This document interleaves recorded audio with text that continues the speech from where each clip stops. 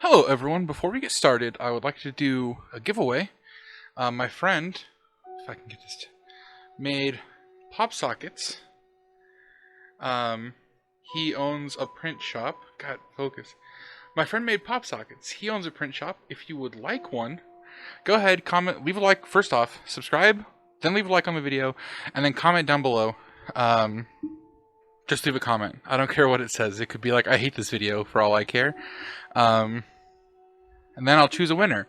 If you didn't win and you are interested in buying one, just go ahead, hit me up. I have a Twitter account, Conspiracy7 on Twitter, so go ahead and hit me up there. And thanks guys for watching the video. Let's get into it. Hello everyone, and welcome back to Conspiracy. So I'm sure that you've all seen and heard about the UFOs over the United States, Canada, and allegedly China. They want to be us so bad. We'll be discussing possible theories, the official story on these, and more. Thank you for choosing to spend some time with me today. Let's get into it. In case you've been living under a rock or not in the North America region, UFOs have been in the news cycle lately, and for good reason. Let's go back to where it all started. February 1st, when someone noticed what looked like a second moon in the sky in Montana, but much smaller. The news story that would soon take the United States by storm was then birthed. A Chinese balloon was over the United States with unknown purposes. It was tracked until February 4th, when an F-22 shot it down over the Atlantic Ocean about 6 miles off the coast of South Carolina. While the intentions of the balloon are still currently officially unknown, I do kind of find it funny how the Chinese government responded. They basically said, it's not a Chinese balloon, followed by, if it is from China, it's a weather balloon owned by a private company, and then finalized with, give us our balloon back, and shooting it down in US airspace is an international airspace violation. The Navy has recovered the balloon and are trying to determine what it was for and what technologies it has. The most common theory about it is that it's a spy balloon, as it flew over military bases, including nuclear facilities.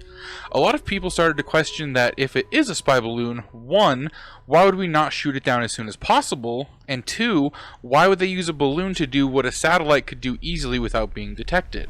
The answer the Biden administration gave was actually that President Biden ordered it to be shot down as soon as he was told about it, but Mark Milley and Lloyd Austin both said that they shouldn't shoot it down over land so that it couldn't cause any damage to people or buildings. However, Montana, as most people that live in the United States know, is sparsely populated, and since when has damage to people or property ever stopped the US government before? Waco. Oh, Ruby Ridge. Whew. Sorry, I need a drink. The official story is that the government somehow stopped the balloon from transmitting any data anywhere, but the data was still stored in the balloon in such an event so that people who sent the balloon can still receive the data. However, since we shot it down, we have the data now, if there is any data. The official story has kind of changed about shooting the balloon down. They still maintain that they didn't shoot it down over land due to potential damage. However, they now also say that they can extract data from the balloon that it was trying to collect, which was not mentioned at first.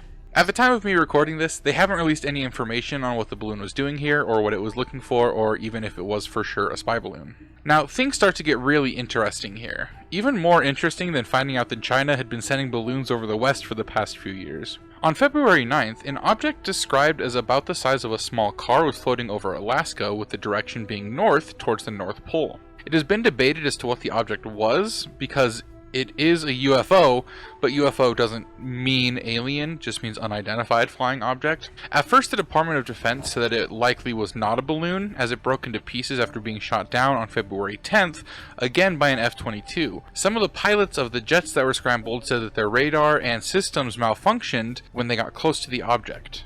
The next day, NORAD sees an object over the Yukon Territory in Canada, which is next to Alaska. The object was described by a Canadian official as being smaller than the spy balloon and was first picked up on February 10th as it flew over Alaska. It still is not clear as to what this object was either, but the Prime Minister of Canada, Justin Trudeau, said that it violated Canadian airspace.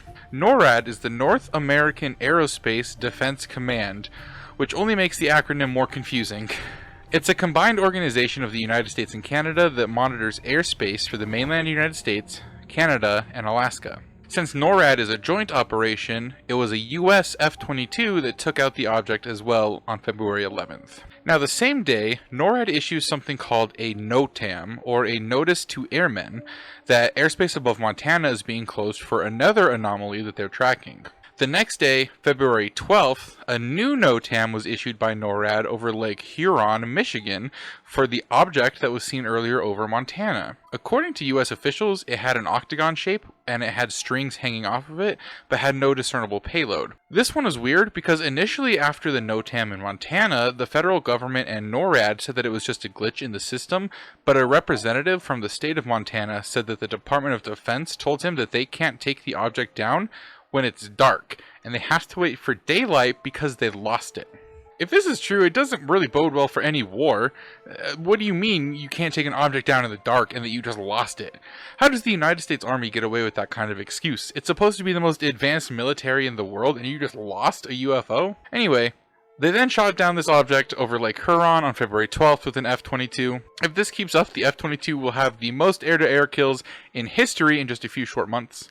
Now let's talk about the remains of these UFOs, the wreckage. They were shot down over land, so surely they will leave wreckage that we can find and study, right? Well, apparently wrong, because no part of any of the 3 UFOs have been recovered. We got the Chinese spy balloon over the ocean and were able to salvage that, but not the unknown objects flying over land? Yeah, I totally believe that. There was also a report of the Chinese government scrambling jets for a UFO in its airspace, but I can't find any follow-up on that, so I just like to pretend that they want to BS so bad that they made up a story.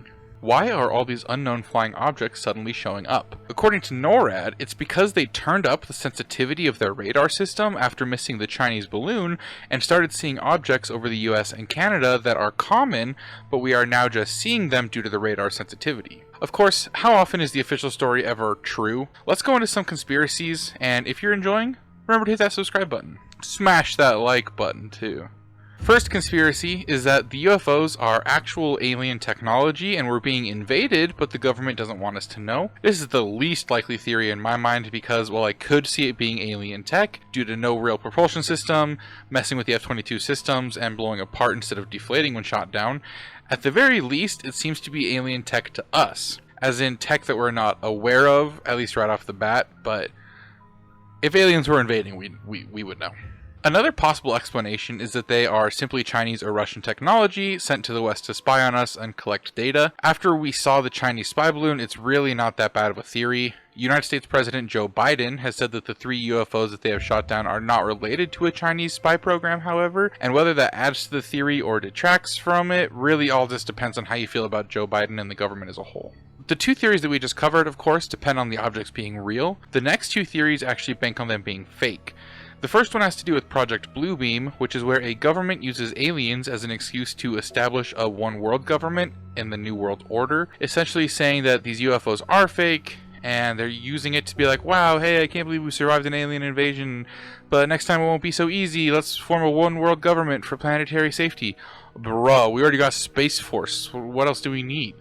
The next and final theory I'll be discussing here is that these UFOs are actually a Psyop to distract from current world events. The reasoning here is that there are a lot of things happening not just in the United States, but around the world that involve the United States and not painting us in the best light. My understanding is that besides the original Chinese balloon, no one has seen any of these other objects with their eyes besides government officials and the United States military, and as I said earlier, no debris have been recovered yet. In fact, they announced the other day that they cannot recover any of the debris. So what would these be covering up? Independent journalists have stated that the United States and Norway colluded to blow up the Nord Stream pipeline, which the US has denied in the past. However, it seems mighty coincidental, and the way that the US handled the explosion was very suspicious, at least to me. So anyone who doesn't know, the Nord Stream pipeline takes gas from Russia and takes it to EU, and EU buys that gas, and that's kind of how they stay warm in the winter, and they that's how they get their gas, is from Russia. And after the war in Ukraine started, it got blown up, and the way that the United States officials responded was just so suspicious on this here funny haha YouTube channel. They basically said, oh, no way, I can't believe the Nord Stream pipeline was blown up. That's crazy, man. This seems like a good time to get off the Russian dependency on oil and buy ours, maybe? Something else that's coming out soon is the Epstein client list. This is something that citizens have been asking for since his arrest years ago, and the full client list is supposed to be released. However, how redacted it is yet to be seen. The third thing this could be a cover-up for is the train derailment in Ohio that's happening right now. A train got derailed in Ohio that was carrying a toxic material, and the government decided that the best idea, somehow, for some reason, was to blow it up. There is now toxic fumes all over the area. However, the government, after giving an evacuation order, now says it's okay to return. However, rivers are filled with dead fish, farms have dead animals, and people are experiencing headaches. The evacuation area was a 1-mile radius circle from the crash site, and the fish and livestock were found 5 to 10 miles away, with people saying they can smell it up to 15 miles away. Now, of course, as a reminder, this is just a ha-ha jokes channel, and nothing I say should ever be taken seriously. But I did ask a few people, and all of them had heard about the UFOs, but none of them had heard about Nord Stream, or the Epstein list, or the Ohio train. Just really suspicious here on this jokes channel, if you ask me. Thank you to everyone who made it this far. I hope you enjoyed, and I hope you learned a little something. Thank you again so much for watching and choosing to spend some time with me today, and I'll catch you in the next one.